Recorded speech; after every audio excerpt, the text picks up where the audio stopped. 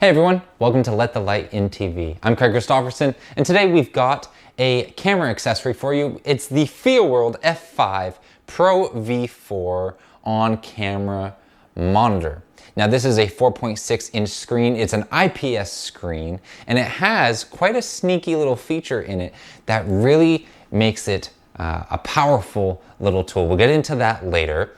But first, let's talk about the screen. Now, Feelworld are calling this monitor specifically the updated version of their F6 Plus monitor. It has touchscreen capabilities and all that, but let's talk about the actual screen for a second. The screen resolution is 1920 by 1152, so just a touch more than your classic 1920 by 1080, but it can carry 4K signal. And so if you are running 4K signal to it, it will show you that it's receiving 4K. And whenever you run out a wire, if you are doing so, if you're running an HDMI out, it will carry that 4K signal on. And again, it does show you in the top right corner that it is receiving the 4K signal from your camera. Now, it comes with a mini HDMI to HDMI cord, and so that just simply plugs in, mini HDMI plugs in to your camera, the HDMI plugs in to the actual monitor itself. So I'll plug it to the HDMI in here, and there, that is how you would get your signal. So it comes with the HDMI in cord. You need, if you're gonna carry the signal on, an HDMI cord out that you own yourself, but you can really play around and get creative with whatever you are passing the signal onto. For example, I plugged in the monitor to my PC, and I made my PC run on the on-camera monitor. I plugged my PC into this and then ran it out to another external monitor. I plugged the camera up to the television here. You can really get creative in how you kind of chain around the signal that you want to send. And so there's tons of options and possibilities for you to come up with. Now the brightness of the screen itself is 450 nits. This overall is on the lower end of the nit scale for on-camera monitors. However, in my finding, I had it out in direct noonday sunlight. I mean, we're talking about lunchtime, direct sunlight, no clouds in the sky, powerful, powerful sun outside. I did have the little shade visor on, but regardless, you can only stop the sun so much. And 450 nits, I found the screen to be bright enough where I could see everything, and it wasn't posing any kind of problems, even for me to kind of be nitpicky and say, well, it could have done a little bit better. No, 450 nits I found to be just fine. It has a bunch of power capabilities, a bunch of different power options, which is really nice. For example, on the bottom, it has a DC in 5 volts. So this is for a USB type C connector. Now you cannot power it alone off of the USB type C because the monitor will use too much energy. Now you can run it off of the DC in 12 volt option. So you can run a DC cable in 12 volts and that will power it without a battery. You can of course power it with a battery. This is the NPF battery. So that just slides on in the back here as well. On the bottom, you can run power out. So you have a DC out 8.4 volts. There is a ton of ways, different ways to power this unit, which is absolutely wonderful. So the actual unit's power consumption, just so you know, is rated to be less than or equal to 8 watts. So that's why you can't power it through the USB-C, because that's only giving you 5 volts, which isn't enough to completely power it. It'll turn on, but as soon as you connect your camera to the monitor, it will shut off. It's not carrying enough power to do that type of function. As far as the monitor's other connection ports, what it does have is has a headphone jack for audio monitoring. As well, it has tons of threading options to mount the monitor. So it's your typical 1/4 inch mounting thread. It's on the bottom of the actual arm attachment that comes with the monitor. So the bottom, as well as the bottom of the screen, the back of the screen, the top of the screen, and the side of the screen where I have the attachment arm actually attached right now. So tons and tons of threading and mounting options, which is fantastic, especially if you actually don't want to use the mounting arm and you're using a cage, or you want to mount it on a tripod, or whatever you want to do. Lots and lots of options and variability there for you. Okay, let's take a look at the on-screen display, specifically the function buttons. So you have function button number 2, that is your safe frames in all different sizes and formats. Hitting up function number 1 will bring up your waves, your scope in the top right there, and we'll turn it back off. Sliding up from the bottom, that's going to bring up kind of your most used, essentially, tools. So you have your histogram, you have your embedded audio, that's at the bottom left corner there, you'll see. So if you are running audio through it, you can see your levels. Next up is overexposure, which is essentially just zebras, as you'll see, as I point out there, at the left of the sky. And finally, you have the 9 grid markers for framing. This monitor does in fact carry 4K signal, as I already mentioned and showed, but just one more time, it does. In the top right, you'll see 4K signal come on. Now, the monitor itself is only 1080p, but it does carry that 4K signal. And something interesting, you'll see none of the Sony menus or on-screen display are there whenever I switch to 4K. Whenever I switch back to 1080, as you see here, the Sony menus come back. I don't know if this is likewise the same manner if you are using a Canon, if that has any meaning to you or significance to you. But whenever you're in 4K, the Sony on-screen display and menus are not available on the Feelworld monitor. Now, nice powerful little tool here, the LUT switch. So currently I have the Sony set up to shoot in S-Log2, and I have turned on the LUT for S-Log2 to 709 conversion. And so you can take a look here, instead of just looking at this grayscale footage, this nice powerful tool built into this monitor, you can take a look at what would color grading look like. What would a final product look like instead of just looking at grayscale footage?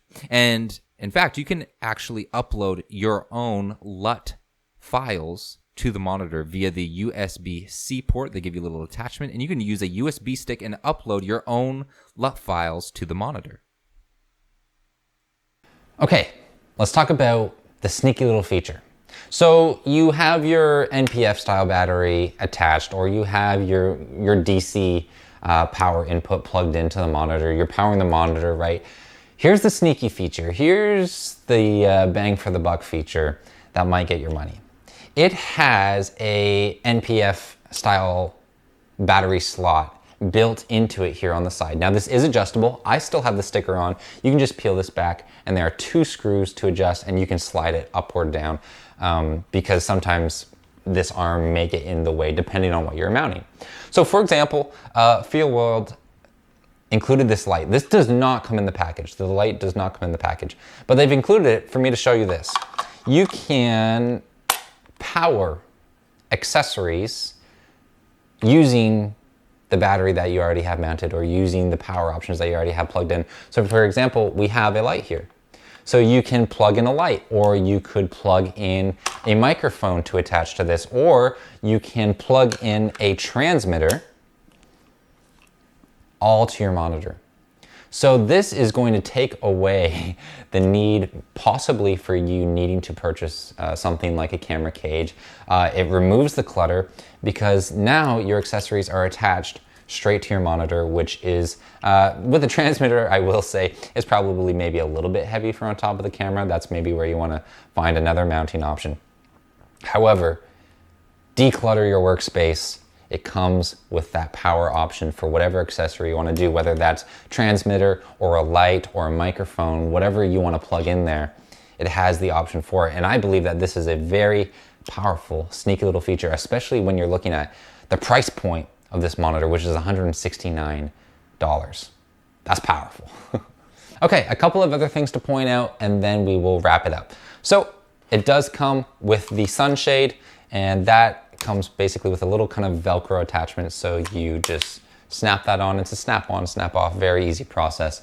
And then you have the actual visor here, which attaches like Velcro. And there, now you have a sun cover for your monitor. Okay, take that off. Let's talk about the cons of the monitor. And honestly, I actually don't have a whole lot of cons for the monitor. I do have a con for the monitor mounting features that they give you.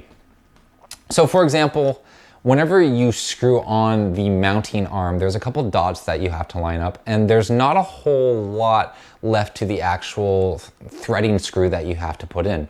And every time you want to rotate it, you have to undo the screw a little bit, make sure it's not too much so that the screw actually slips all the way out, and now you're just completely loosened. And now you can rotate, which is, you know, rotation is fine, but there's not a whole lot of screw there for you to play with. I feel like there's probably a better kind of screw-in system that they could have come up with. The other thing I found is that whenever you start adding kind of heavy attachments, for example, like the transmitter on the back of the monitor, and you've got this plugged into your camera's hot shoe mount. It's a little heavy, and especially, this is potentially gonna be a problem, especially if you are very mobile while you're shooting and you're moving around, a lot of handheld kind of stuff. If you got this plugged into your hot shoe mount, I found that actually it can wiggle out a little bit. Now, I did have to do it forcefully, okay? I'm gonna be honest, I did have to do it forcefully, but it'll wiggle out. If you wiggle it and you move it enough, it can wiggle completely out of the hot shoe mount, and you just don't want all of your equipment falling out, cracking, breaking, any kind of that. So they have these kind of little notches on the hot shoe mount. I don't know if removing those little notches would just make it stay in there steadier, but that's just something you're gonna have to keep an eye on. Overall, it wasn't actually that bothersome. I did handheld remote shooting, moving it around, and it did stay in there fine. It did need some force, but just know that if there is force being applied, it could sneak out of the hot shoe mount. All right, conclusion. Let's wrap all of this up, bring all our thoughts together. What do we think about the Feelworld F5 Pro V4?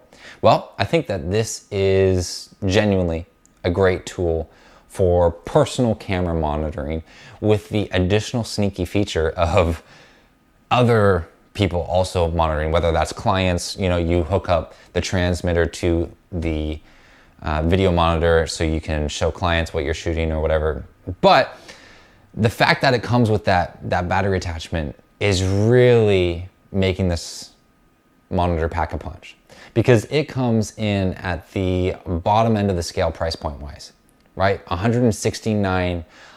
You look at other kind of monitors, and especially for all the on-screen display features that it has, I don't know necessarily what more you would need unless you're trying to like internally record something. I think this monitor covers everything. And so whether you are using this monitor for perhaps your camera workers at a live stream event, whether that's, you know, a sporting event or a concert or a church service, so that your cameraman or camera woman can monitor their actual cameras, whether you're using it for that or you're just personal use in pinching a zoom and find that focus and just having that display. And again, also if you're shooting kind of S-Log 2 and you want to see color editing, what your end product is going to look like, this has a bunch of features. It is feature packed. And so for the price point of $170, which again is at the very bottom end of on-camera monitor price points, I think this is a good buy. If you think so too, then the link is down below for you to purchase it. Other than that, you can go follow Dustin Abbott or I on social media or on our YouTube channels. I hope you have a wonderful day, and I hope that this review was informative to let you know about the Feelworld F5 Pro V4. All right, that is it. That's all I have for you today. Have a great day, and remember to let the light in.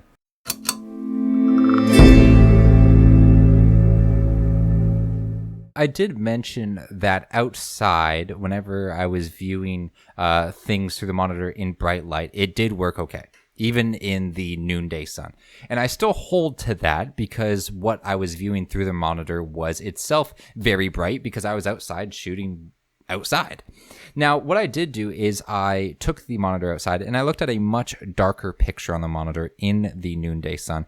And I will report that if you are going to, for example, you're on a shoot and you're looking back at past footage that is dark, what you're going to see is going to be more difficult.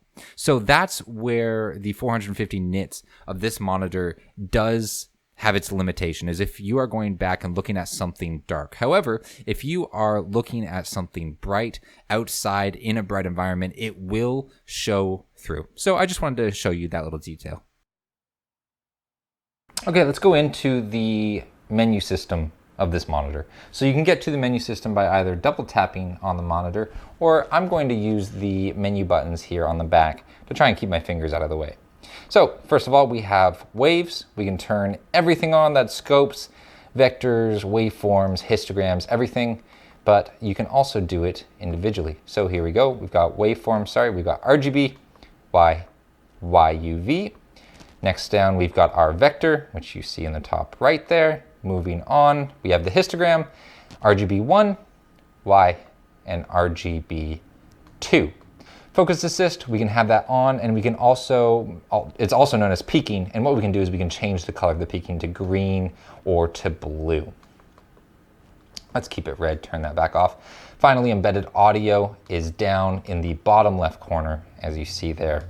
And so let's just go in and turn that back off. Overexposure, we can set the level of overexposure that we want to be highlighted. So if we set it a whole lot lower, come back up. Finally, we've got check field, we've got mono, red, green, blue, and off. And finally, we have false colors with the directory of the false colors there on the right-hand side. Moving back to the menu system, let's go down. This is this next one here, this second to the top. This one is all about framing. So if we go ahead in here, we've got our 9 grid, turn that on and off. We've got our safe frames in a bunch of different options, 90, 93, 96, 2.35 by 1 and off. We've got our center marker there in the dead center. We've got our ratio marker in a bunch of different ratios, 4 by 3, 13 by 9, 14 by 9, 15 by 9, 16 by 9, 1.85 by 1, 2.35 by 1, and off. We got our mark color, so again, if I go ahead and put this center marker on, then that is going to change the color of the center marker. We've got our mark width, so we can change it. We can make it a whole lot wider or a whole lot thinner, whatever you desire. Okay, menu third down here, we've got, if we go ahead down, we've got our aspect ratio. We can change it to 4 by 3, 16 by 9, or full screen. P2P, auto, anamorphic. We can check it out at 1.3 times, 2 times, 2 times magnified, what the user has it as, and then we can have it as off. We also have image flipping capabilities. We can flip it whatever way we want our monitor to be. On-screen display, we can flip that itself. Zoom mode. So you can go ahead and zoom mode like this, or you can also pinch into zoom. You can look around all at the image and then pinch out to return to the original framing. Carrying on, we've got our LUTs. We already went through our LUTs, turning that on and off. And then finally, you have some options for the screen itself if you want to change any of those things. And finally, you can change what the function 1 and function 2 buttons are set to. So if you don't want it set to all waves, you can switch it to a center marker or safe frames, whatever you would like to do. And that is the menu system on the Feelworld monitor.